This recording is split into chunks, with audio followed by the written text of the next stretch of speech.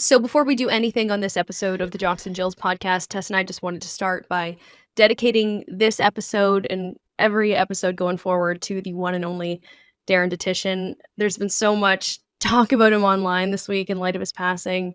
He was everything that people are saying that he was, and it feels fitting to dedicate this podcast to him because he just embodied talking about sports and enjoying it and making other people enjoy it. That's exactly what we want to do here. So Dutch, you always inspired us to love what we do and put everything into it. So this one's for you. We'll miss you, man. And he was a massive PWHL fan. Yeah, I'm going to that was the start last with place that. I saw him. I literally am and was so stoked when this league was announced. And I remember going into work and his level of excitement, genuine excitement, matched mine. And he's gone to plenty of games. He went to plenty of games with Kate. He was a huge Montreal supporter. They're really tight with Pooh and Stacy. And it didn't end there. He was just a fan of these ladies, the way they played in the league in general, and what it was doing for sport, especially women in sports. So, man, I'm going to miss that guy so much. I still hear his laugh. I still love that. I told him one story about being announced for a game, and they announced me as Teresa Bonhomie. And from that moment forward, all he would call me was Bonhomie. And, when I was announced that way, it bugged me, but he could call me that any day of the week, and it just made my day better. So heart goes out to his family and to Kate. But I think his memory is going to live on forever because we will never stop talking about that guy. So yes, this episode and we will bring the Dutch energy, because that's what everybody needs in their life, is to love what they do as much as he did and to stay positive. Cup is always half full. So we love you, Dutch, and you will be missed. This one and everyone is for you, pal.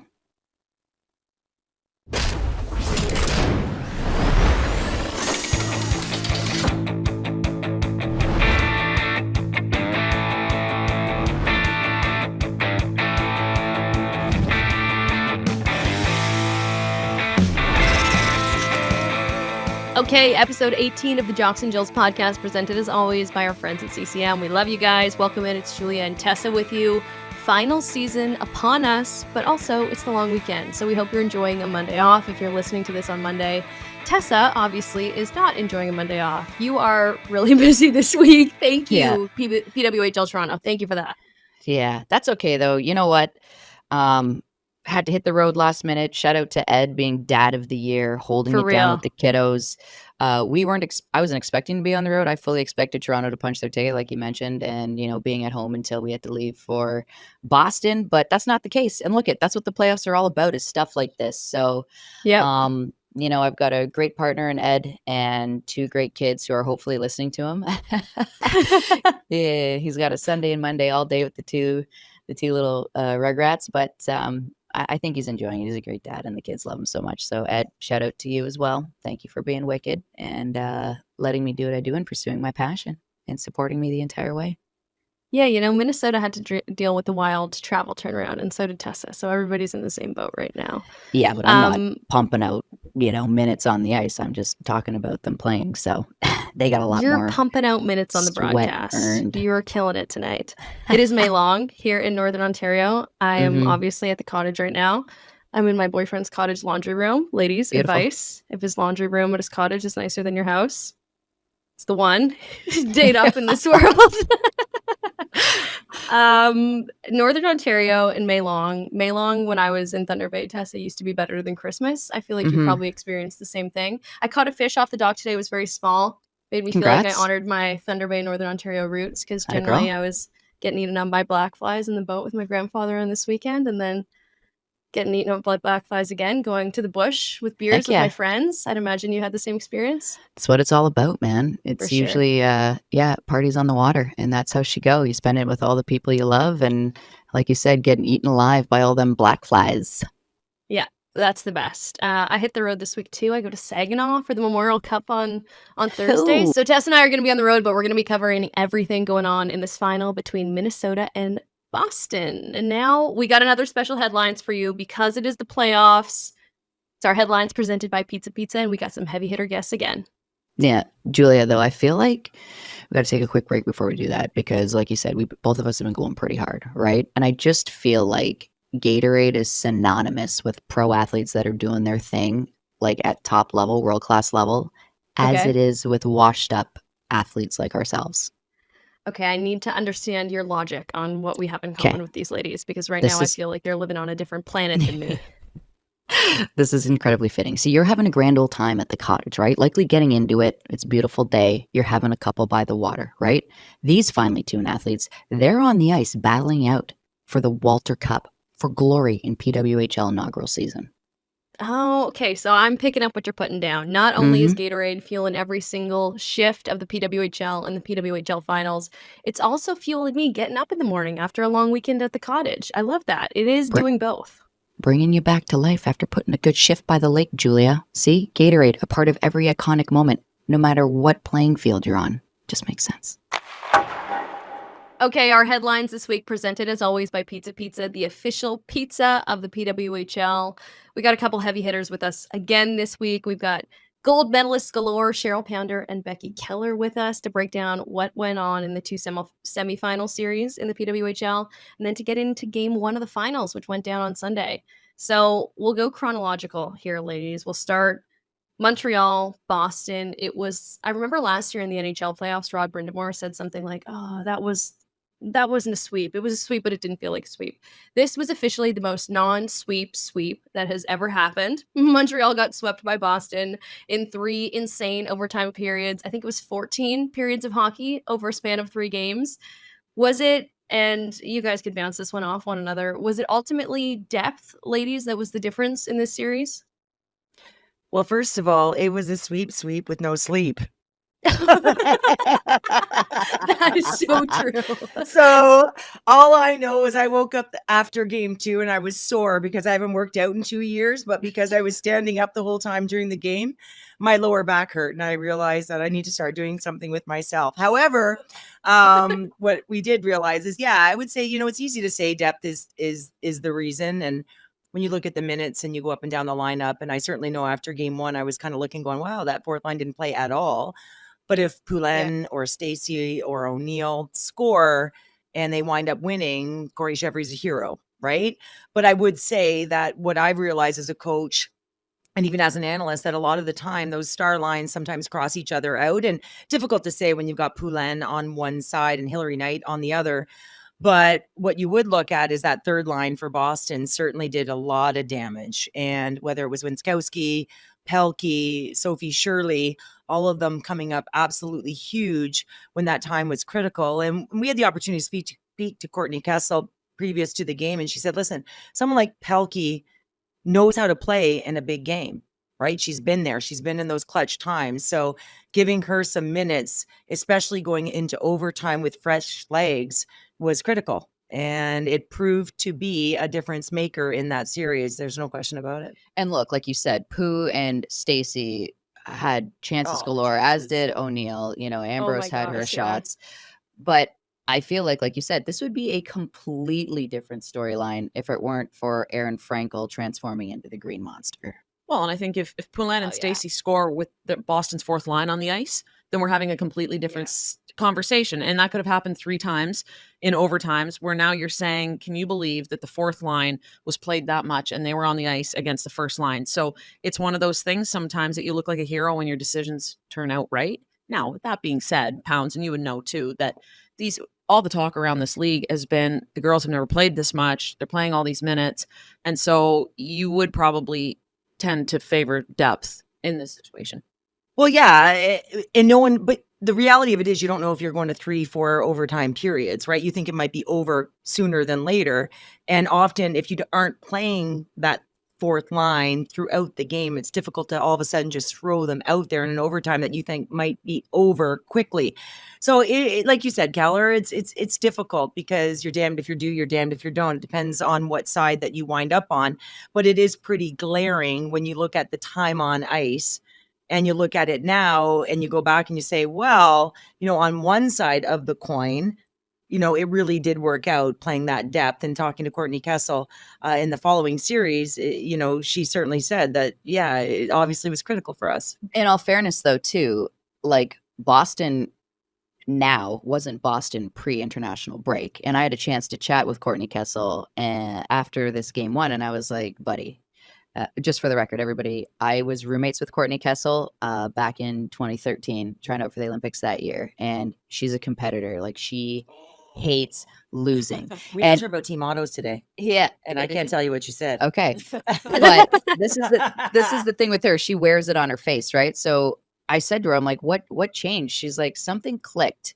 And all of a sudden it was like the team wanted to win. And it was like, coach, what do we got to do to win? We're all bought in. And it's not to say that they weren't before, but I felt like they had gas, right? They were just looking for a spark. And I feel like that spark was inserting Lexi Agia into that locker room. You watched that game when she got ejected. She was standing by the side when they won. She was the one getting them going. There's pictures of her hugging Hillary Knight, getting her to smile like that on the ice. Like, she evokes energy and passion out of that locker room. And I know I use this term all the time, but she is the straw that stirs the drink in that locker room. I mean, that trade was fantastic for them. And you look at what Tappety's provided as well. My goodness. Yeah, and you look at those trades, and we spoke to Courtney Kessel about it, and she said, when you've got a team that's got a bunch of stars that are supposed to be putting numbers up, and they're frustrated, and then all of a sudden you insert someone like Agia, even Babstock, where they came into that room and there was just an energy, a lightness to them.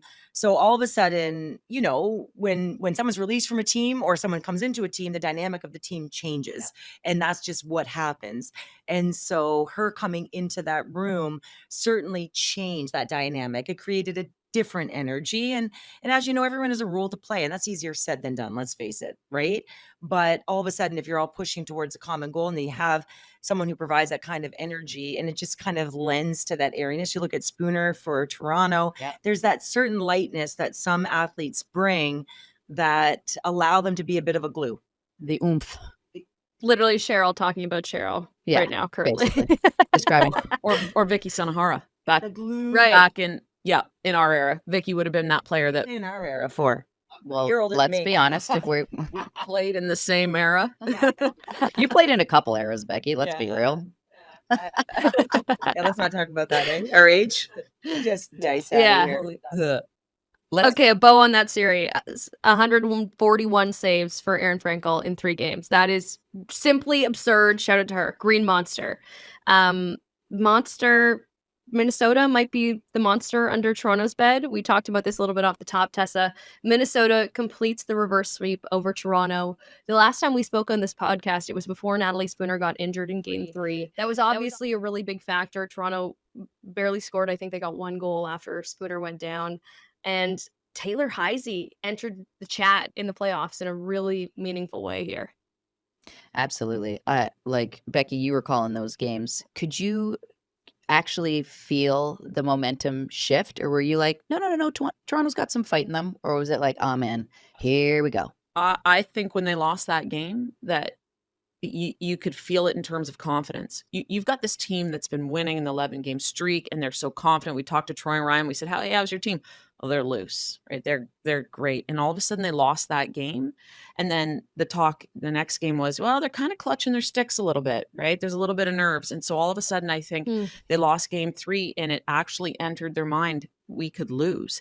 And I think the same with Minnesota. It actually entered their mind like, hey, you know what? We could win this series. It's only a 5-game series, right? So we can come back. And I felt a big momentum shift. Yeah. And when we spoke to Ken Klee, he had said that he thought Game 2, it could have gone the other way. 100%. And so when you look at that and say, okay, all of a sudden their athletes start to believe, you know what, we can do this. And listen, in a 7-game series, when you're down 3-0, that's pretty damn daunting. But when it's 2-0 and you get 1 win, you're now 1 game away. Yeah. So I think it's a little bit different, but coming into Toronto, having to beat them twice in their home barn. And then by the time they came back, I think that might have elevated the pressure a little bit, having that home crowd as well. You look at the opening day on January 1 and what happened there. So, the emotion of the game is certainly something that factors into the human side of performance. And tough. Toronto's known as a pressure cooker to play in. And I feel like those ladies understand truly now what that is, because yes, things were all rainbows and butterflies when stuff was going good. They ran into adversity at the beginning of the season, they hadn't really run into it really until the game 3 when Spooner went down. Like, yes, game 2 could have gone either way, but all of a sudden it's like, this is something new that you're experiencing, like you said, in a playoffs that isn't a 7-game series. You can't give up a whoopsie one game because there was no time or space for it. And Minnesota, Maddie Rooney was their lifeline. We've said it all, depth and goaltending are going to take you the entire way. And I feel like the two teams that are in the final right now have that. Well, yeah, and I think this league too presents a little differently. So for someone like Toronto, they're hard and heavy, and I think when Spooner went down, they need a little more net drive, which I was surprised that they didn't actually bring that same element of net drive to the game. Whereas I feel like now in the final, I feel like when I looked at the rosters coming in, I'm like, this might be an opened up series because there's a little more, the finesse on both sides is different, and so. Is that game going to change from sort of physical like Toronto is into more of a Heisey / Mueller game? And I felt like we kind of saw that a little bit in the opening game of the finals. Well, and if you look at that series, it was game 1 and 2. Toronto completely took away Minnesota's speed. Minnesota is speed and finesse, and they completely shut that down. And lacking Spooner should not have necessarily meant that part of it changed. And really, I mean, she was injured at the end of game 3. Yeah. Game 3 from the start, like from the drop of the puck, you could see it. I'm not sure who it was, but the two Toronto players sort of ran into each other at the blue line in the first shift. And I went, oh boy, there's something off here. And so you got a 5-game series where you kind of took a nap for 2 games, and it really was 2 games. I thought they played much better in game 5. They did. Right? They were driving the net. They were doing 13 those shots things. in the first period or something like that. They came out hot that game. They absolutely did. They had 11 shots. They had the bulk of the scoring chances. Like, they absolutely could have. Rooney was good. And I thought that was her best game. Like, you could say she was good in the first 2 games, but a lot of perimeter, a lot of no net drive, they had all those things in game 5, and she still came up big. So, I mean, she did what she needed to do to get that win. But, you can't, 5-game series, you can't fall asleep for 2. Yeah. Yeah. And for Erin Frankel in the series against Montreal, weathering that storm in first periods was pretty incredible. Yeah. Right? Weathering the storm in game 1 was something that we were watching going, wow. And because she was able to do that, you could see that her team was able to garner some momentum and start to believe that they could turn that around. And then, of course, the overtimes and Well, and it's just 2 goalies doing what goalies need to do, is to just constantly give your team that chance to stay in games. And I'm going to go off on a rant here because Maddie Rooney was not drafted. Okay. Mm-hmm. Maddie Rooney has been left off the American roster. She was not even invited to camp for this Worlds. I am so sorry. I am going to have to fight for this young lady because you cannot freaking tell me, and I didn't want to say freaking, I wanted to say the real F-bomb, that this young lady is not one of the top 3 goalies that can don an American jersey. Please try and argue with me. You're going to lose every time. She needs to be wearing an American jersey representing that country. And if these playoff series isn't enough to prove that, I don't know what this poor kid has to do.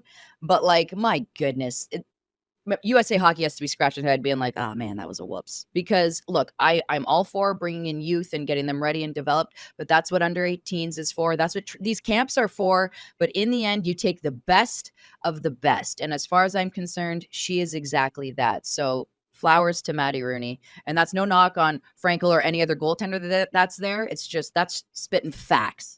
Well, it's pretty unbelievable when you look at the goaltending in this league. And so now when you're sitting in a situation with your starting goaltenders, there's 6. Yeah. There's 6. Yeah. So the parity in the game and the overtimes, it makes sense to me because you have the best athletes in the world, but they're shooting against the top 6 goaltenders in the world. Yeah. So then you wonder why maybe the goal scoring's down or this or that. But you're looking at it's not, when you go to a world championship, you're not always seeing an Erin Frankel, or you're not always seeing, that Kristen Campbell or MASH, or you know what I mean? Or Maddie Rooney. So now Schroeder, like, let's go on and on. And so it's really interesting to me to watch that and see how the shooters are starting to adjust and learning how to open up their space to be able to get good scoring opportunities because they're up against the best goaltenders. And to think, like, Andrea Brandley isn't even in the league. The goaltender from Finland. It's not Hakala. Sani. Ahola.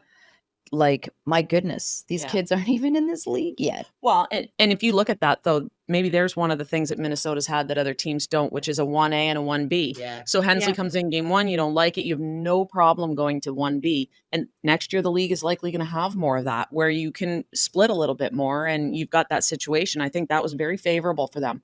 Because what do you do if you're Toronto and you didn't like Campbell? She played great, but what if she didn't? You haven't played how much? Ottawa, right? A lot of these teams. So maybe, you're looking to put yourself in that situation with these players coming in. With increased games, right? When you're all of a sudden you think the league's going to have 30 plus games. So now all of a sudden you're looking at a workload and you're saying, hey, what's that tandem look like? Because we have to be able to go to someone else and split games, especially with travel schedules and everything else.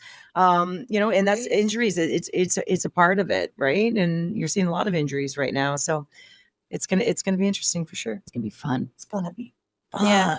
Okay, before Speaking we of wrap up the fun. semifinals, Tessa, you and I have to shout out Abby Boreen, who came in, played on Minnesota's top line, and just has the absolute worst Chipotle order in the world. So if you want to play sick in the PWHL, get a Chipotle order with like cheese, rice, and sour cream. That's what she eats, and it fuels her well. So you have to say that right now. Worst Chipotle order in the league, best drop-in insert player in the league. She shows up and shows out. I love the way she plays. I feel bad for Minnesota because you can only activate a player for one series. I feel bad for her. She's missing out on the finals. This Minnesota team would be something else I don't think game 1 would have been as good. I'm not knocking any other player on the team, by the way, but she brings something special. And that third line had to get shuffled because of it. Well, and there's your problem. Ken Klee was so happy with his third line. He had left them intact even when he scrambled everything else, and he had to break them up. But she's a player that did not get on the board on the power play and yet had multiple good looks off the net's right side of the net, passed down, she walks out. And so yeah, I mean, she's going to be missed. She brings a lot to that team. And she also brings a physical element. And that's what he talked about, with his group, that they are finesse oriented. They are a little bit slighter. So then all of a sudden you have someone like Breen come in who can play that physical game too and have that edge. And so that's certainly going to be missed. But like he said to us pregame today that, hey, at the end of the day, we had to get to the final. So we had to use her when we could use her, because you're not holding on to that, right? You're not holding on to that when you're up against Toronto. She's their Melgado. She's their Melgado, exactly. Right? Exactly. Game 1, though, Julia, I got to tell you. Everybody Saunders thought Center? this was going to be a goaltender battle. Everyone's like, yep, Dude. goaltender battle in I finals. thought there So might have been a obviously, goaltending change. Yeah. right. Not even that. I want to start with shouting out Boston. You showed up and showed out. The Boston fans, they were loud. Yes. They were raucous. It was fun. We were worried that maybe the rink wasn't going to be as full as we wanted. Holy Moses, were we proved wrong. They were loud. Like, they didn't need much prompting, I will say that. So they made this game a ton of fun, as did the players. Becky and I teed up the opening of the game with Alexis Pearson saying, this is going to be a goalie duel. And then sure enough, the second period rolls around and both teams pop off. We're like, what? Yeah. And we weren't complaining. We're all for the offense, but like, holy, I don't think we were expecting that. I've since the start of playoffs have said every game, hey, how about a 6-5 like World Championship Finals? Let's get a 6-5.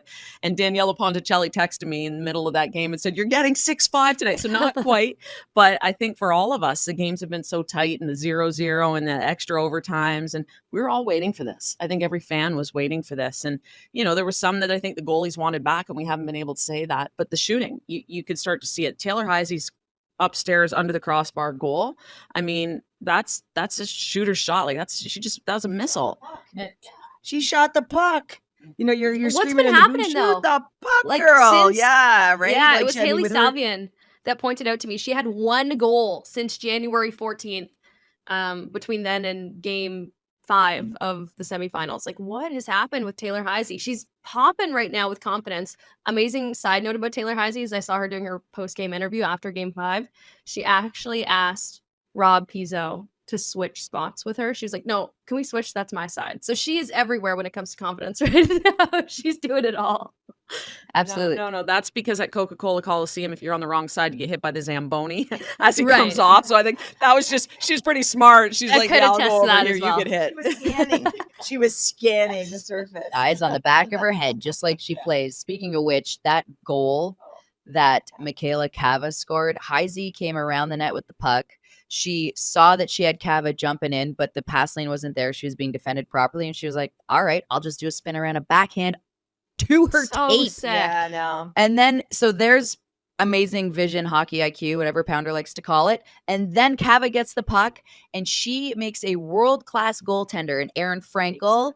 She fakes to the middle to make her drop, okay, to prove that she's gonna, I'm gonna make you commit here, and then gives her enough time to wheel around the net and beat her far side on the wraparound. I love a good wraparound goal. I've said it from the beginning. I love the Spooner wraparound. The offensive zone. Kava making my night with the wraparound. Yeah, that was Nonetheless. That's my Thunder Bay girl. She's a winner too. She won the Swedish League, Russian League, won the PHF last year. She was the playoffs MVP. Like, she's a winner this time of year. Girl knows how to win, and she's catching fire at the right time. awesome. I think, too, catching fire at the right time is Hillary Knight, and not in a points aspect. Hillary Knight is playing the right kind of hockey, the hockey it takes to win. She, in the first couple shifts, was laying hits on her friends. She leveled Zumwinkle, Taylor Heisey right in front of us in the corner. And it was like, I'm taking no prisoners. You guys are all going down. Like, this is my house. You're coming into my barn. This is our game. And I feel like as the leader, she truly set the precedent. And it wasn't by scoring 4 goals. It was by playing the right kind of hockey. Yeah, and that was the thing we saw with Boston all game, right? The physicality. But Alexis, we were sitting between periods. We were talking about Taylor Winsowski.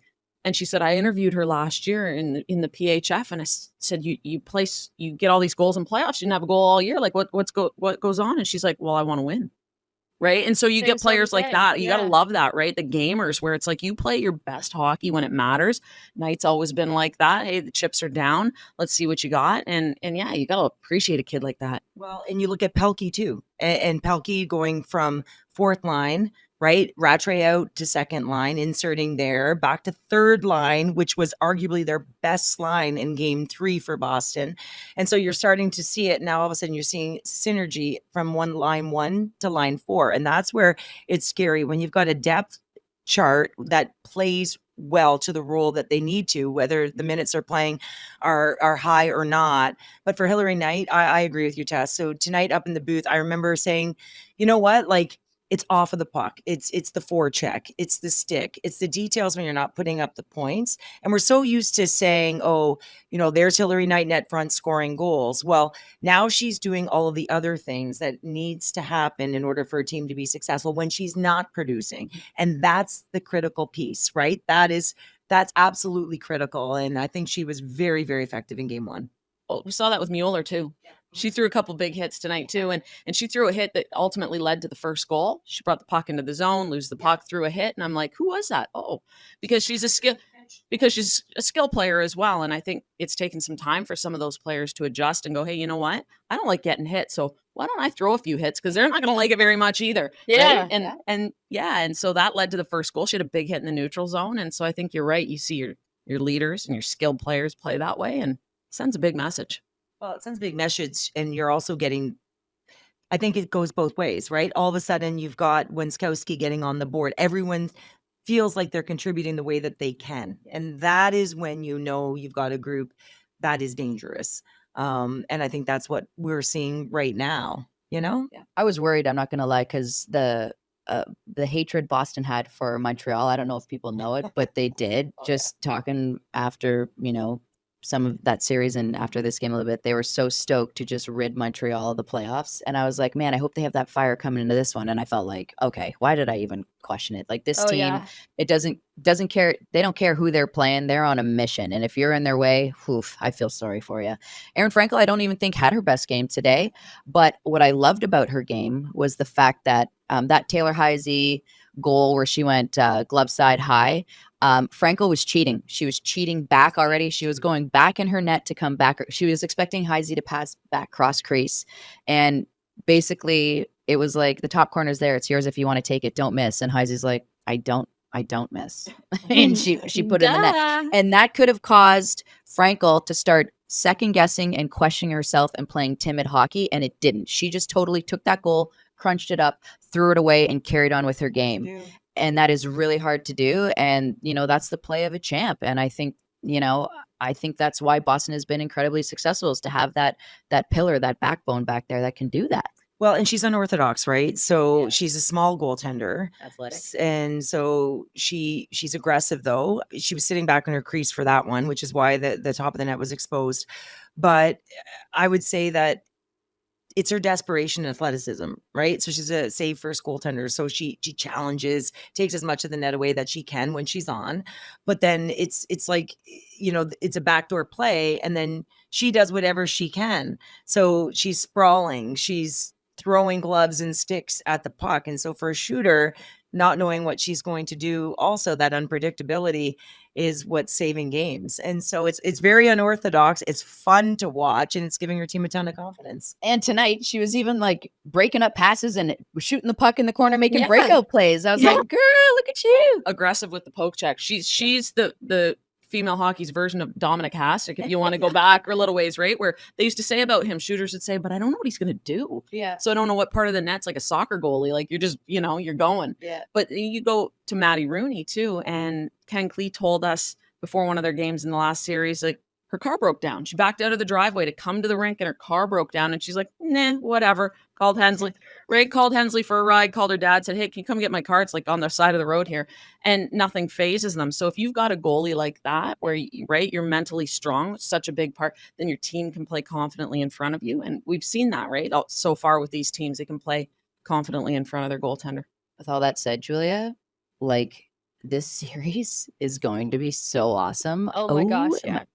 If game one is telling us anything about what the next bunch are going to be, dude, I wish there wasn't a day off in between. Like, let's go tomorrow. I know they're tired, but come on, guys, let's play tomorrow. We're not. And it's entertaining when there's rush play, right? Like when So there's back and today. forth, like rush play, where it's not just neutral zone Yeah. battle and contested and whatever, but when it's rush play, and then it's a rush play. So then now all of a sudden when it transitions, you didn't score, now you're out of position. So it goes the other way. So you got a 200-foot chance on one end and then the other. And then we're on our seats. Like we're entertained up in the booth on the panel, which means the crowd is entertained, everyone's entertained, and it just shows the speed of this game. And that's what we all love, right? The speed of this game. And so it's entertaining when there's a ton of goals. Kellar and I didn't like that test. You were an offensive D, so you were always up in the play. We were always back. Oh, We like the 0-0 game. No. Counts. We like the Kellar hit in the first 10 seconds of the game. Yes, That. Oh yeah. that was good. Yeah. I'm stuck between the two Bobsey twins here. You guys, we're gonna have. And my John Tavares pajamas. Look at the. I don't know how Look at- you if you guys actually are wear- watching, You lighten the CN Tower blue or what? Well, I mean, I needed something cozy to wear at the hotel, so I stole these out of my son's closet. Is that all Poor right? Becky. She didn't realize she was going to be on camera. If you guys are watching on video right now, you could see Becky's amazing John Tavares-esque Maple Leaf PJs. If you're not, check it out on YouTube. It's worth the click over to a different page. You have to see it. We appreciate you two stopping by. We love your insight. Cheryl, Becky, you guys are the best. Thank you so much. We'll see you for game 2. All right, Tessa, you've been all over the place, busy this week, running around. I hate to brag, but I did take it upon myself to hit the Baton Rouge location in Barrie on my way up to the cottage as a little treat before we got up here. I was surfing and turfing at the cottage, so I figured it'd be an appropriate stop on the way. Dude, I'm just rub it in. I'm incredibly jealous. Tell me about it, because I just ate some dirty dingers at some gnarly pub here in Lowell. Listen, I went for the Seafood Tower. I'd been dreaming of the Seafood Tower. I walked my booty in there for a long weekend meal, and I got myself the darn Seafood Tower. It's a tower. It is 2 stories of seafood, all the best seafood they've got on the menu. A couple lobster tails, calamari, fried calamari, and fresh calamari. There's 2 different sauces on it because I'm like not one to choose between sauces. I need every sauce on my meal. I want all the condiments. It had chimichurri. It had a spicy mayo. It was everything. So when you are back, we will go officially on our date to Baton Rouge. But I went without you, and unfortunately, I hate to make you feel left out, but it was amazing. I'll take your word for it, man. As mentioned, Baton Rouge is a must stop. They dropped their seafood menu May 8th. People, you heard it here first from someone who doesn't even like seafood, and I went there and I ate it, and I thoroughly enjoyed myself. Go check it out. All right, time for our interview here on the Jocks and Jills podcast. You guys know our friends at Nobis are the best. They provide all the players that come on our podcast with a little gift card to do some shopping on their online website. We love them for it. But this week, Tess, we got a new presenting sponsor for our interview here on the Jocks and Jills podcast. It's Royale. And every week, we're going to have a new segment as well. We're going to ask each player that comes on who they think has the softest mitts in the league. So we're going to be able to decide officially who has the softest hands in the PWHL, thanks to our presenting sponsor of our interviews, Royale. So we appreciate you guys, and we're so excited for our interview this week, Tess. Woo. This player was an absolute treat to talk to. She's such a hard worker. She's won a lot, every level that she's played at. It was great watching her in Ottawa this year. We're sad they didn't get a chance to take a crack at things in the postseason, but a fun team to watch and a fun future for them definitely coming.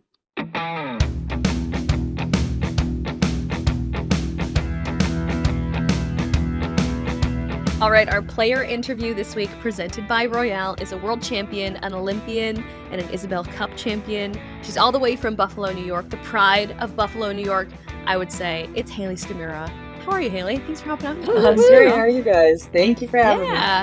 Yeah, good. Okay, so with our new Royale partnership sponsoring our headline segment, we're going to start with this question with every single player going forward. So you're kind of in the hot seat right now, Hayley, because you're the first one to get this question. But the question is, who in your mind has the softest hands in the entire PWHL? Ooh. Or if you want to go even further and extend it to your Team USA college teammates, I know those gals are slick, the softest hands in women's hockey. Man, first one that comes to mind from the season is Maraska from the shootout against Boston. Her 2 goals, I mean, just incredible. Like, and you see her in practice, like anytime she's doing shootouts, you're like, okay, something sick's about to happen. Like, such smooth hands. I like that. Julia, we can totally, so what we're going to do, we're going to get head to head. We're going to get a little contest going online. Ooh, softest hands, her versus whomever.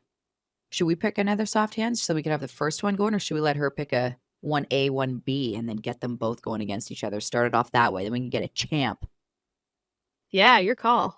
Okay. I want to hear your guys' thoughts a little bit too, though. Yeah, soft hands, softest hands in the league.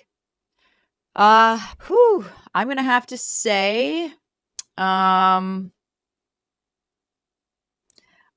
like what Taylor Heisey's got going on when she's cooking, when she's in the kitchen. But it's just naturally to me, you have to go with Poulet. Yeah, she's and that's probably everywhere. Biased because I've played with her and against her. So, and I'm Canadian also, so that's incredibly biased, everyone. We put that as an asterisk on the entire podcast, but we love the Americans. You guys are honestly so much fun. I do. I love you guys. I was texting with Hannah Brandt this morning, last night. Her sister got married on Sunday in really? Yeah. So cool. That's awesome. Yeah. She was unable to go though because obviously playoffs and they're trying to win and do big things. So anyways, enough about Hannah. We had her on already, guys. Yeah, I called you the pride of Buffalo. So maybe we should start in Buffalo to when you started playing hockey back in the day. I heard that you kind of had skates on right away. And were you bribed with M&Ms at different points throughout your learning to play hockey career? It was. Honestly, as soon as I could walk, I'm pretty sure my dad put me in skates. And he told me if I, would do like a lap on the backyard rink, he'd give me some M&Ms. So I used that to my advantage for sure. But he flattened out our backyard. He added dirt to make it level so that he could build an ice rink. So he was very dedicated. Dad doing dad things. That's the second person that's come on our podcast, Julia, that said M&Ms were bribed with M&Ms. Yeah. Lexia Gia had the same thing going on.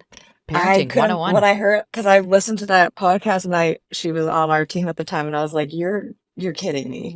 Identical story. That's crazy. Would he bird feed it to you too, like her dad did? Probably. Yeah. Or I just got the whole back at the end. I don't know what I did.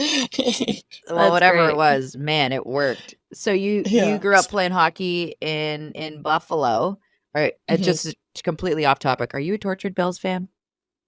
Yes, you are. Nice. Yeah, I would say so. I mean, I couldn't even finish. Do you guys know there was a documentary, The Four Falls of Buffalo? Okay. it's depressing. Like, I couldn't even finish it. It was actually so sad because they lost like 4 times in a row in the Super Bowl. And I was like born during that time, so I don't really like know about that time as much. And then watching it, I was like, this is heartbreaking. I'm like, I can't even handle this documentary. Yeah. Have Between you that and ever? the Sabres, Have you like ever? the Buttes Wait, were the only thing getting Buffalo fans through, getting championships. Yeah. True. Have you ever smashed a table? Have you jumped on a table? Tell me you have. No, but I Okay. have been there when people have done it. All And right. the tailgates are as incredible as they seem. They're so much fun. You've taken part. You're just a viewer though I of have. the jumping on the table. Just Is there not the like table part. is there a table dive in your future? I feel like maybe post I retirement when mean, injuries don't matter. very true. Honestly, yeah, maybe the first thing I do when I retire, I go to a Bills tailgate and fully experience it. And we fully Number expect to one get the thing. footage. Yeah. Okay. Yeah. Deal. Okay, we'll be waiting patiently on that. But was Perfect. your dad a big part of you kind of falling in love with hockey? He was a big hockey guy as well, a junior hockey guy, NHL player, and you have older brothers as well, right? Yeah, so my dad, big NHL player, and then my brothers all played. I have 3 older brothers, so I wanted to be out there with them and play. And they, took advantage and put me in goal. To shoot at me, honestly. It's always the thing, eh? Brothers. Oh yeah, why not? But I did like goalie for a little bit there, but not for long. Mm. And then yeah, my dad he loved it growing up, and so he put me in as quickly as possible. And yeah, The rest is history. Here you are, a stud on the Ottawa team in PWHL. You actually didn't spend all of your time in Buffalo. You actually played hockey in Canada. I was like, this is pretty cool. Mhm. Played in Burlington for a couple years. You played with Renata Fast, actually. So Yep. why did you decide to go up and play with the Burlington Barracudas? Yeah, so it was interesting at the time. So I was playing in Buffalo, and then a teammate of mine, Emily Janita, and I both kind of got recruited by like one of the teams. Burlington was like kind of trying to rebuild their program at the time, and they were allowed, I want to say it was 2 American players on a team or something like that. I think at that point they made like a rule. And so we had played against them at one point, and then they asked us if we wanted to come. And my dad had actually wanted me to go to Shattuck St. Mary's, Oh, and I didn't want to leave home. So this was kind of like our compromise because it was obviously like a really strong league. But he was dedicated and was good with that. And so he drove me to practices every week and games on the weekends. And it's about an hour and a half drive one way. So no way. Oh, so you yeah. didn't actually move. Did not move. Just a lot of driving. Honestly, like when I think back to my high school life, I don't know how I survived. It was 6 a.m. wake ups for school, leave after school at like 3 or 4, get home at like midnight, and repeat. Oh my So gosh. your that passport is must have dedicated. been stamped. You probably knew every border crossing person, like Joey, what's up? Just going to practice. Tammy, it's Yeah, me. you've seen us. Hello. Coming back home. Like, did they Nothing know to you? claim. I'm sure we did. And then we also had like the Nexus Pass. So there was like a special bridge you could get over Right. that was like speedy, Yeah. which saved some time for sure. But I do not know how my dad did it. I don't know how I did it. It's just kind of a blur, but Well, Yeah. hey, it worth it. worked I out. loved that league. It was a great league. Super physical. I think it prepared me the most for the next level in college. Yeah. That's cool. That's nice to know. And you weren't nervous at all coming up playing with a bunch of Canadians? You're like, all right, I'll go do it, whatever. Yeah, it kind of just felt normal. I mean, Buffalo's only like 30 minutes from the border. So like we were Yeah. always in Canada anyway, like playing. And I think it definitely attributed to like my very physical style of play and helped me develop that even more. Yeah. So Then you jump ship. When we Talk go to about- the States, like a Yeah. whole thing is getting American snacks. Is there any Mm. Canadian snacks that you like when you come over? oh man, Or is it just the American ones that are good? all dressed chips. Oh Yeah. yeah, Big for fan. sure. Big There you fan. go. I'm trying to think like my dad always gets coffee crisps. That was his go-to when we would drive. Those are over, good. so he would always get that. I'm trying to think what other snacks. The all dressed chips are like the main one I can think of. And ketchup chips, honestly, I love. Yeah. I do too. ketchup chips, oddly enough, this is so strange. When ketchup chips started down in the States, I was in university and we went to a Kruger and they had like 3 boxes in the aisleway, and it was like you could get a box for like $3. They're like, we aren't selling these. No one wants them. I'm like, we will take all of the boxes. We'll take all of them off of your hands. My roommate and I had driven there on our bike. She's like, we can't. How are we going to get this all home? I'm like, I don't know. Maybe they'll hold them for us. It was like I was having this panic. Meanwhile, it was like, we need I all am of from them. before someone figures out how awesome these are, get them in the back of the trailer of our bikes. Anyways, yeah, ketchup chips are proper. And your Smarties are different than ours too, right? Yeah, so we have like they're like more of like the chalky type. So I'm not really a fan of the Canadian Smarties as much. I love my M&Ms. What? I just feel like it's different. I guess There's there something is about the coating I think is different.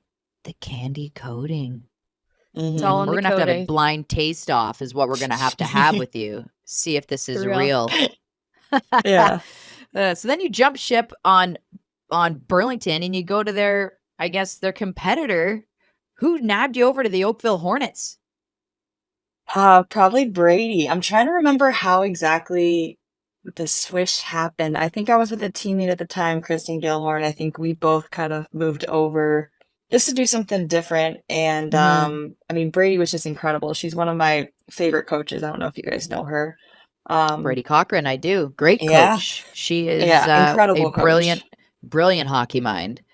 Great people manager, just a very inspiring person that just gets the game. I love talking hockey with her. Do you keep in touch? We do. Yeah, she comes whenever she can. She comes to games like when they're in Canada. You know, she's busy with her family, obviously, and then I try to see her as much as I can and keep in touch over Instagram, which is great. But she was a huge role model in my life and someone I looked up to, and she just she like really was great at like building our culture. Like we had a super close, tight-knit team, and she was just great with me and helped develop me as a player. And especially right before going into college, she was just huge to my development. Emma Malte was a call-up on that team quite a bit. Did she have her eyebrows then? Or was she still in search for her eyebrows? I think she was still in search. And it's funny because I remember I was a senior in high school. She was in like 8th grade and she would like come up to our practices sometimes. And I was like, damn, she's freaking good. Like, she's going to be a huge player. Like, I like vividly remember playing with her and knowing that she was going to be really good. So and lo and that's behold, kind of a fun memory that I have. That's wicked. Yeah. So how did you end up choosing Northeastern after that? Yeah, I mean, or had you chosen already? I had already chosen at that point, I think. Right. I want to say I was a junior in high school when I decided. So I think I was at Burlington. I just fell in love with the campus. I think the campus visit was huge for me because they were in the city of Boston, but yet it had like that close-knit campus feel, which I really loved. And then the girls were great, and the coaches I really got along with and felt like they valued their players as people first. And I think that was just the deciding factor for me. So I just kind of knew right after my unofficial visit or official, I forget which kind, but I was like, this is it. This is my school. And I don't know if you guys have a new rink, but your rink is so cool. That old one with the wooden seats. Unreal. Like, I went on a visit there, and honestly, it came down to Ohio, Wisconsin, and Northeastern was right there. I was like, and for whatever reason, that rink was just so burned in my memory. I'm like, that is such a cool spot. Boston's a wicked city. What do I do? I could have done my undergrad and master's in 5 years, and the school was willing to pay for my 5th year. I was like, oh my gosh, this is so hard. Anyways, I didn't pick Northeastern, obviously. However, I'm sure Kendall Coyne had a little bit to do with your decision too. I mean, Kendall's there. She's a legend in USA hockey. So did that kind of influence your decision too? She wasn't there when I visited. I'm trying to remember. I think I was with like some of the older girls. I don't really remember her being there. But obviously the chance to play with her was just incredible. I got to be her line mate for 2 years, and I mean, I just learned so much from her. She's such like a hard worker and a great leader and just a great human. So I was just super lucky to be able to play with her. What are your top line college memories from Northeastern? Man, honestly, watching her play against BU, because her and Really? Tulane would go head to head, and it was just so much fun to watch. Like, it was kind of like the dueling back and forth, like who who of the two would get the most goals in the game. Like Kendall just getting all the breakaways with her speed, and honestly, I was just kind of watching because I played center too, so I was like, I'd get the puck out, and then her and Denise would just bow off into the other end, and I'd be like, wait up, I'm coming. You guys go. I'm good back here. It's fine. Yeah, keep going. Yeah. That's cool. You've actually played with a ton of players from different countries. Like I feel like of everyone we've had on our pod, you have played with the most different players. Like you've got Mrazova, Kruzova, obviously Renata Fast, Emma Malte. Like you've just got such a mix. Is it kind of cool now in the PW to be back? I mean, with and also playing against, but back with some of your former teammates and stuff. Yeah, it's been incredible. It's so much fun to kind of like see how everyone connects. And I definitely had the most experience playing with like Canadians and Americans and Czechs, and and even in the pro league, in the PW years when I was in Buffalo, I was playing with like the people who were in Toronto. So there was a few times I was playing with like Jenner and Nurse and Spooner and all these different people. So I've had experience with pretty much everyone. Like we're all connected in that way. But I think it really allowed me to like, get along with everyone I'm on the team with now. And I feel like that would totally help you develop as a player too, because all these players that you're naming, yourself included, are incredibly talented hockey players. So you can kind of pluck a little something from every player that you learn, whether it's the way they train, their habits on the ice, maybe the way they take their one-timers or whatever. You always kind of pick up little tricks off of good players. I guess what part of your game, or is there any part of your game that you have kind of molded after one of the players that you got to train or play with? Man. That's a great question. I'm trying to think. Maybe a little bit. I think like playing with like Ratty last year was really fun. I think we really like went off of each other. I think her hockey IQ was like off the charts, and that was really fun to play with and like kind of learn from too. Um, and that's like the first one that kind of comes to mind right now. Nice. Yeah. Rattray, friend of the show. So, Yeah. your first USA hockey experience was in 18-19, that Worlds? The Finland Worlds, 2019. Yeah. Right. So, Yep. what do you remember about coming in there to that program? Oh my gosh. So it was crazy. My experience, because like I hadn't been to a camp since I was like 15. Right. And I was 24 at the time in grad school, playing with the Buttes, not thinking I had a chance to make a US team. And I remember in 2018, Corkum was our coach at the time, and he had been scouting NWHL games. And I ended up getting a call. I'm literally in finals week in grad school.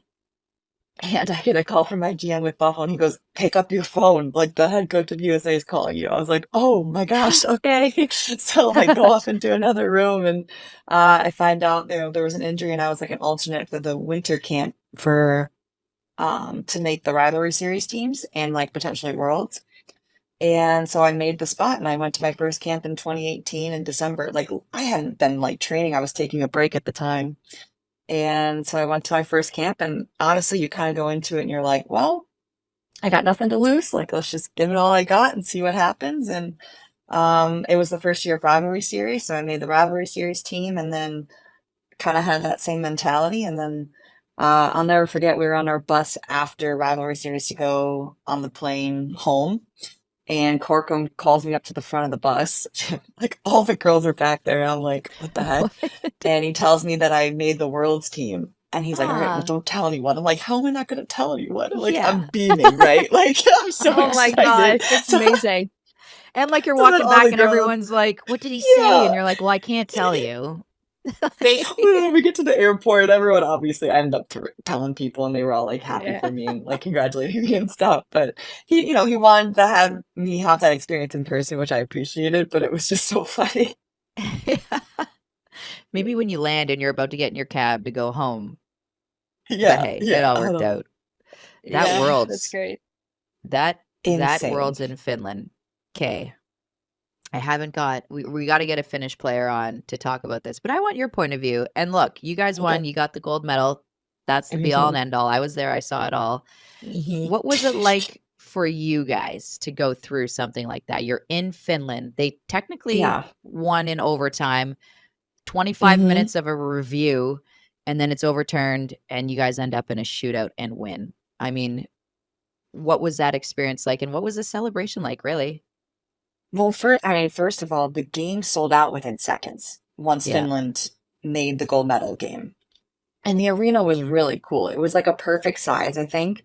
And they were so loud. I mean, the Finnish fans were just insane. I mean, rocking the glass behind us when they scored, when they won. Oh my gosh, celebrating. I was kind of just in shock. I wasn't really thinking anything about the goal. I just saw that they scored and I was just devastated. We're all just kind of like stuck there on the bench. And then our goalie, Cavallini, is just like, absolutely not a goal. I know it's not a goal. Like, she was so confident. So she's coming over there, gloves and helmets around the ice. And I'm like, okay, whatever you say. So we're just sitting there waiting. And then the longer it took, the more I was like, I think they're going to turn it back. Like, when it takes that long, you kind of have they're a looking feeling. for something. Yeah. Yeah. So I kind of had a feeling at that point that it was going to be turned. And honestly, Cavallini's like, she was so certain. Like, I've never heard. I'm like, okay, I'll just take her word for it. This will make me feel better. So just waiting. And then when it got turned back, I was like, oh, thank goodness. Like, so much relief. They all had to pick up their helmets and gloves. Like, when does that happen? Like, I know. insanity. Go back to play. And then the shootout was crowd. Oh my gosh, yeah. And they were just so loud. And then the shootout was crazy. And just super intense to watch, but I kind of had a feeling we would get it in the shootout. But just watching from the bench was just insane. A lot of emotions up and down, just yeah. And then like the celebration after that, was it like a true celebration afterwards? Was there like an awkward, a quiet celebration, if you will, or was it like, no, we won, this is ours, like this is right kind of thing? We won. Yeah. We were pumped. Yeah. But we definitely have Finnish people telling us we didn't win for most of the trip. At the end, we were like, well, whatever, we got the gold, so sorry. Yeah. Start the car. Yeah, and especially my first one, like, I was just so excited. Like, it was incredible. So it was definitely a big celebration. Yeah. What size shin pads were you wearing at that tournament? Because I heard when you entered the program, there was a little issue with the sizing that you were wearing. Is this a dad thing? He just wanted you to be protected, or what? I heard there was 17 inches. Thing. Oh, it was a mom thing. Yeah. You were in size 17 shin pad. You're not 6'4". You were not 17. Oh my gosh.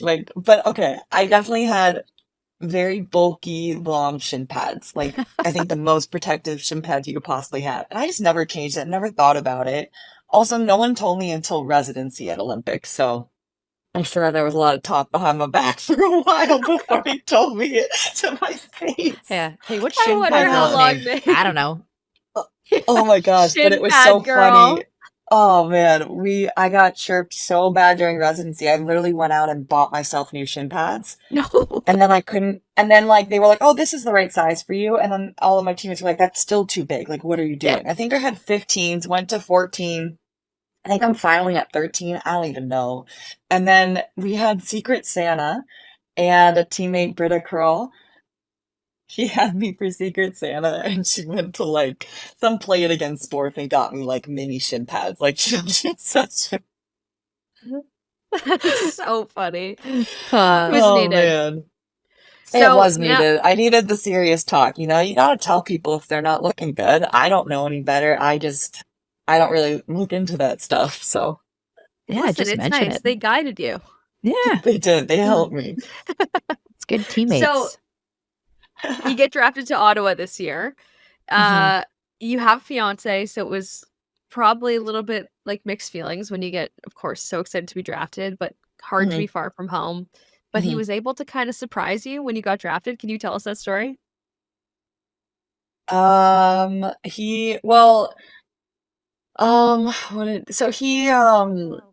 he moved me in to Ottawa and then Yep. stayed with me for like a few weeks, maybe a week or two. And then he just fell in love with the city and everything about it. And then he was like, all right, I'm going to find a way to like be there. And I was like, okay, like, sure, whatever. And I didn't really fully believe him.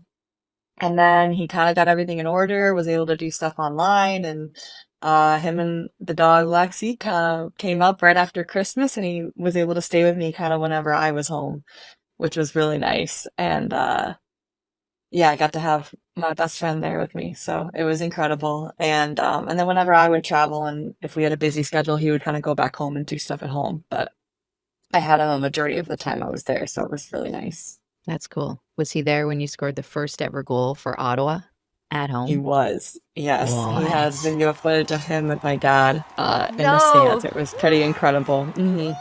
That's cool. That is What was so that like cool. for you? Because Yeah. that building rocks. Our building is incredible. It is the absolute best. And especially that home opener night, our fans were just, I've never been in a room where it's been that like energetic and exciting, and they were cheering for us at warm-ups, like standing ovation. Like, and it was Yeah. so funny because like I had some girls asking me like how to handle it, and I'm like, oh, you just gotta kind of forget about it, and I'm like talking to, whatever. And then I get out Meanwhile, there for warm-ups and I'm like shaking. I'm like nervous to shoot. I'm like, oh my God, this is like a totally different scenario. Like, I was talking big game, but yeah. after the first period, I was able to like settle in and kind of calm down, but it was just so exciting to play in front of them. And I just remember being really sad afterwards that we couldn't get the win for them on that first win because they were just so excited. But that first goal was incredible. And especially too, because we had that one goal taken back right before, Yep. Yeah. like Grant 10 or Mentis, yeah. 15 minutes before. Yeah. So I think there was just even extra excitement, if that was even possible, when mine went in, because it was obvious it was a goal, so they were just so excited. Well, and it was a sick shot too. Like it's not like, oh yeah, that kind of went in. It was like, no, that was in, like Yeah. directly in, and it was No awesome. questions. Yeah. Yeah. Oh man, but I definitely blacked out. Like I didn't remember hearing my goal song. I didn't really. Oh man, it was so incredible. What is your goal song? Yeah. It's Jump on It by Sir Mix-a-Lot. Oh, God, Nice. yeah, great tune. Good for you. Nice choice. Just wanted to get Did the you- was that crowd like going, a yeah? Was that like a for sure? Like when they said, "Hey, everyone gets to pick their goal song," you're like, easy, or were you like, "Okay, I got to think about this"?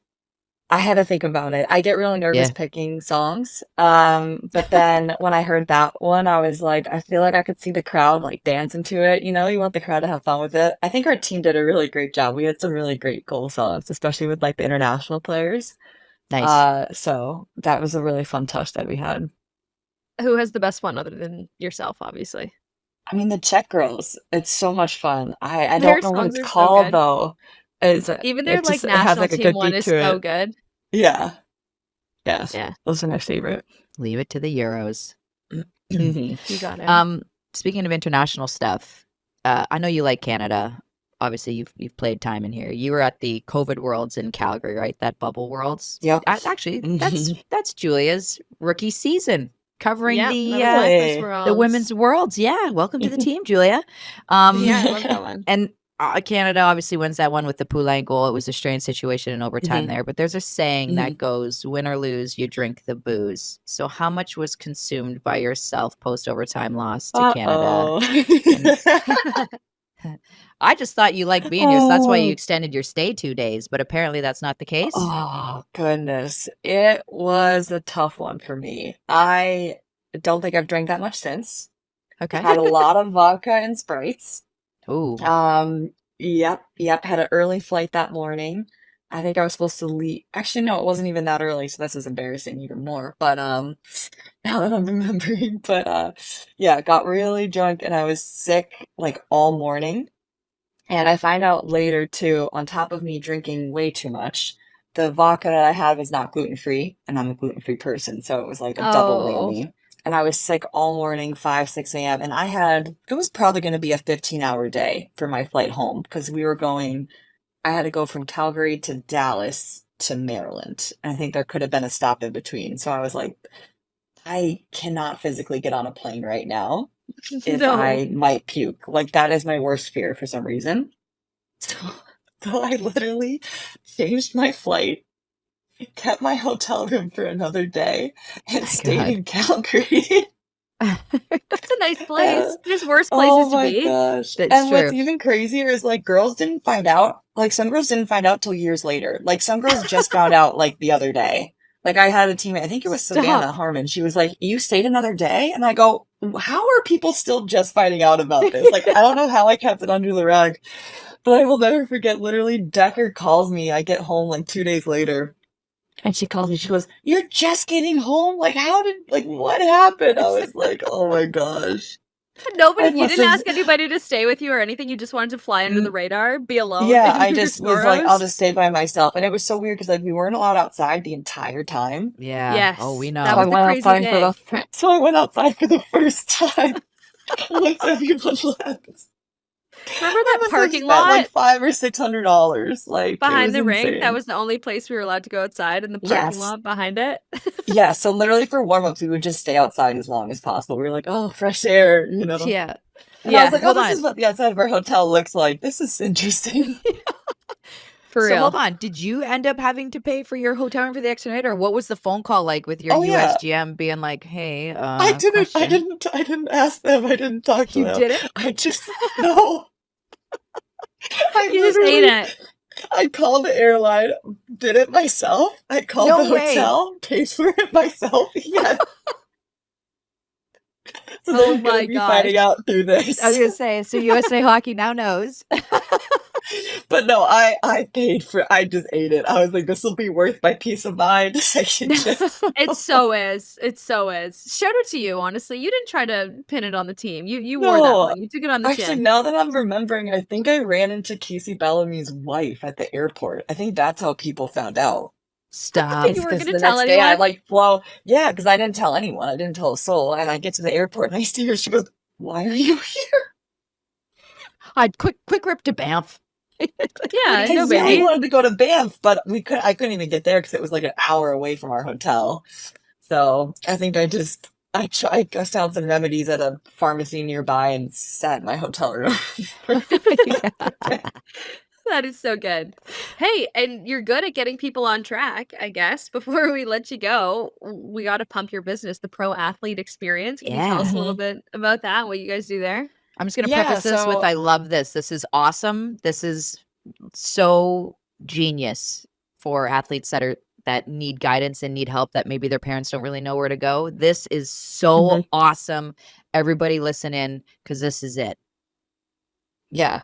So my boyfriend Nick came up with the idea of the Pro Athlete Experience community, and it's just an online monthly subscription, and there's a bunch of workouts with videos that explains what to do, mindset, nutrition. We're gonna do like on and off ice drills potentially, add those on there. And then also being able to like communicate with me and with him. There's like a community platform aspect to it. It's for kids of all ages, all experiences, and anything you could want or need is on there. And it's just it's incredible, and I'm excited to be a part of it, and I want to be able to like mentor that next generation. And so to have this platform, I mean, he came up with the idea and he's the brains behind it, obviously, and I'm happy to be a part of it and help out where I can, and excited to help the next generation and mentor. So Cole's Notes, it's a one-stop shop for like training, both on ice, off ice.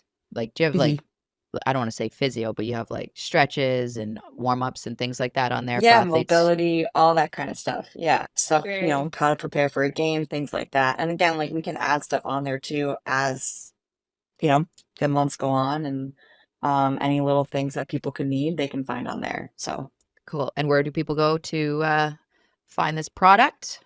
I have a link on my Instagram bio, and I believe it just says the Pro Athlete Experience Community, and Yep. it's through the app like Kajabi, Kajabi, and yeah, it's simple, and everything you need is on there. And then a lot of his workouts are with the resistance bands. He sells those as well, and so it's, you know, easier on the body, especially for like the younger kids using bands Yep. instead of weights.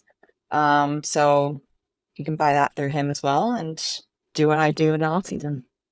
Yeah. Perfect. Train Right. like So a pro. hockey parents Anybody coming up through the ranks looking to elevate their game to the next level, make sure you check out the Pro Athlete Experience. And I know you're Hayley, not wearing a tank top here, but just usually your sun's out, She's sun's got out, the guns gun out show. kind of girl. Yeah. So just give us a little taste. Like, give us a flex what the Pro Athlete Experience is all about. Look at Come on, you put the t-shirt on. Yeah, there she is. Nice. See? That's what you could be, people. Get the We Pro love it. Athlete Experience. Let's love go. LFG. LFG. That's your thing, right? Oh, How many- it's my boyfriend's thing all the time. LFG, OTT, or just Yeah. LFG. How many Nice. times a day do you guys say that to each other? It's every day, constantly. Every day. Yeah. Fair Any small win in the day, LFG. LFG. Hey, you got to celebrate him. You got to celebrate all the small wins. Hayley, it's been awesome hanging out with you. Appreciate you doing thanks this. for having me. Okay, the Send It segment here on the Jocks and Jills podcast. You send us your questions. We will answer them as best as we can for, just two girls doing our best. Send us an email, jocksandjills@gmail.com. We love hearing from you, whether it's questions or comments or anything like that. We appreciate seeing you guys take photos of our board ads and sending them to us. I know we've been popping up on the Jumbotron at PWHL games over the last couple of weeks. We love to see you guys tagging us in those. And of course, we love to get your questions. If you send them to us, you can drop them in the comments on YouTube. Our YouTube page is Jocks and Jills. Subscribe there. On Instagram, we're Jocks and Jills as well. On TikTok, same thing. And on X or Twitter, whatever you're calling it these days, you can fire us a line. Jocks and Jills, our handles on all those pages. So let's get to it, Tessa. Hey, guys, I had a quick question about how the draft works now with Toronto and Montreal out. Will Montreal earn third pick because they were eliminated first, or does the gold plan apply to them as well? Since Toronto earned more points, will they get the third pick? Thanks for the podcast. This one is from Leah Bowman. So the two teams that did not make the playoffs take part in the gold plan. Yep. Then picks 3 through 6 belong to the 4 playoffs teams in reverse order of regular season standings. So the draft order will be the same in each round, if you will. There is no snake this year, so it doesn't go, 1 through 6 and then 6 back to 1. It's 1 through 6 every round. So the order will be New York, Ottawa, Minnesota, Boston, Montreal, and then Toronto, which is wild to think. But, Over and over and over again. Yeah, it is wild to think. Over and over again.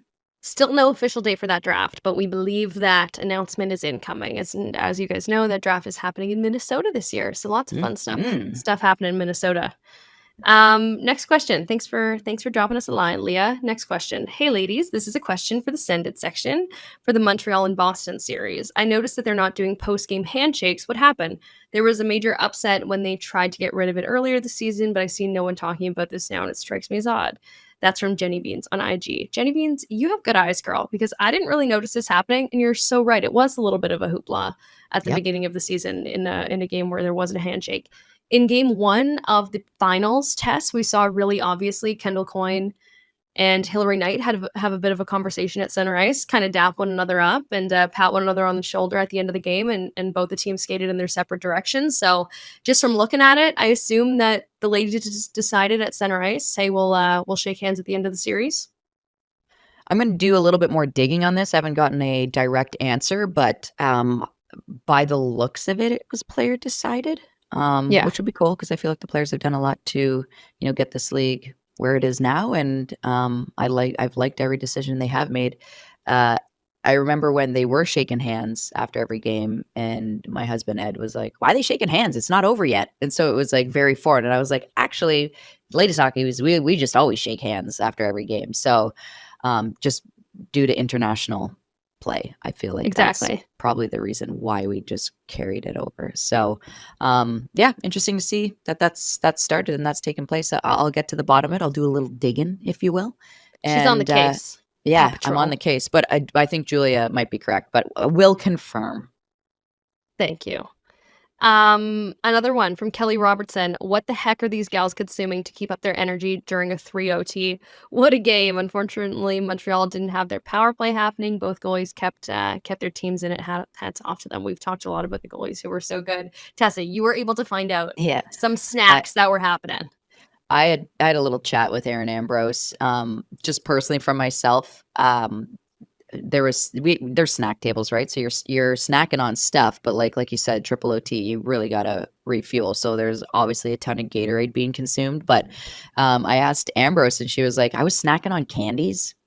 Nice. Yeah, she said, 60 some of the minutes, ladies, baby. You want to play Yeah. that time? You get your Yeah. candies in your gloves. She said she didn't like playing on a heavy stomach, so she avoided the pizza that was ordered and brought in. But some of the ladies that maybe weren't playing as much as Ambrose, who logged 60 plus minutes in that game, they were snacking on pizza, which is fairly common. You hear that obviously in NHL games and stuff, that teams are hucking back pizza and stuff just to It's the so they best don't thing, waste man. away. It's got everything in it. You got your carbs, you got your fat, you got your protein. It's a balanced Yeah. meal. It is. So I think to each their own. Whatever a player needs. For Aaron Ambrose, it was, a little bit of candy here and there. I'm not sure if they were sugar-coated candies, but candies do it. I wonder were these candies that she had kept? That's For what I mean. Like, were they emergencies? stuffed Who in brought the her candy in? gloves? Were they stuffed in her pants? Where were they hiding? That seems I like don't know. something an equipment manager would have stuffed in their little Funny story for you, bag. though. So in 2012, I had a coach that wasn't a big fan of me, and so I was sitting every game. I was the grocery stick. I was the one in the middle, and Yeah. Charlene Labonte was the backup goalie. And every day we'd be standing on the bench behind, because there wasn't much room, so her and I would stand on the back part of the bench together, and I would always sneak candies in my glove for her and I. So we'd be just quietly chewing on something, and Danielle Goyette was the D coach, and she'd come down, she's like, "What are you guys eating?" We're like, "Well, nothing. We're not eating anything. I swear to God." So forever, then the final game, Goyette came in, and she was like, "Look, I'm pretty sure it was third period. She was like, "Look, whatever you're eating, are you okay to play on it?" And I'm like, "Yeah, why?" And she was like, "You're going." And I was like, "Oh, okay." And that was the year that Caroline Ouellette scored an OT, and I ran a little bit of goaltender interference on Molly Schaus in order for her to score, which never got called back, thankfully. But yeah, so hey, candies for the win. I guess in my case, but not in Ambrose's. But yeah, we all do what we can just to get by. Yeah, we're all just trying to stay fueled. Listen, guys, we appreciate you listening so much. The past week has been really fun watching the postseason games with you guys. We've been in the chat a little bit on YouTube. We've been having fun with that on the PWHL's YouTube pages live during games. So keep an eye out for us there. We've been chatting there. Keep an eye out for us on the boards at PWHL games, on the video board. Make sure you subscribe on YouTube, on X, on TikTok, on Instagram. I don't know if I forgot a social media platform. Tell your friends. Subscribe to us there as well. Yeah, we love talking hockey with you guys. We want to continue to do it. Tess and I on the road, obviously, a little bit this week. Tess is going to be following around the PWHL Finals. I'm going to be chasing around some junior hockey in Saginaw, but we'll be with you guys through it all, and we can't wait to talk to you 1 week from today. And shout out to our sponsors, CCM, Gatorade, Baton Rouge, Pizza, Novus Royale. We love you guys. Thanks for making this all happen. Yeah, you guys are the best. We appreciate you. You're the reason we could put this all on.